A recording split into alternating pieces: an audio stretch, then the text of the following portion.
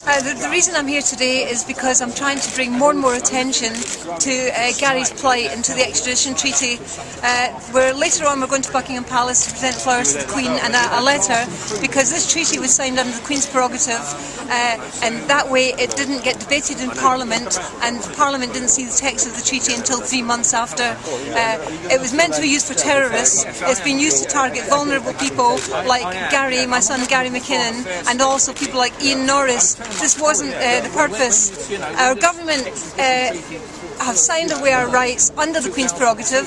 Jack Straw said in the 1990s there was no place for it in today's democratic society, but the Privy Council used it to bring in this treaty. This is the biggest betrayal of British citizens ever. No other country in the world will extradite their own citizens without evidence. Gary has admitted computer misuse. He has always denied the damage. Without the damage, it wasn't an extraditable offence.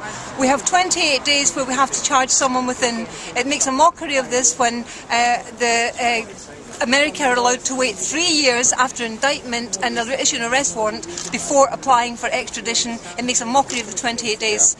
This cannot be allowed, that someone can sit, and I think in Ian Norris's case it was something like 16 years they waited. This just cannot be allowed. It's completely wrong, and something has to change, and we're out to try and get people motivated to say we're mad, we're not going to take this, and we want change now. We want British people to have equal rights to Americans and to the rest of the world. Last year, a man who hacked into the Pentagon, a Romanian man, was sentenced to 8 months in Romania because Romania will not extradite its own without evidence. So why are MPs not listening?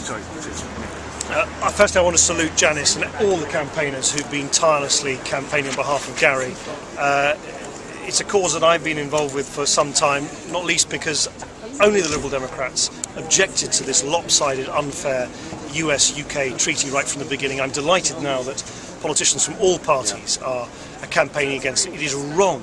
It is simply wrong for this government to have signed a treaty in secret which sells our rights down the river while it protects the rights of American citizens, and it's certainly wrong to send a vulnerable young man to his fate in the United States when he could and should be tried here instead.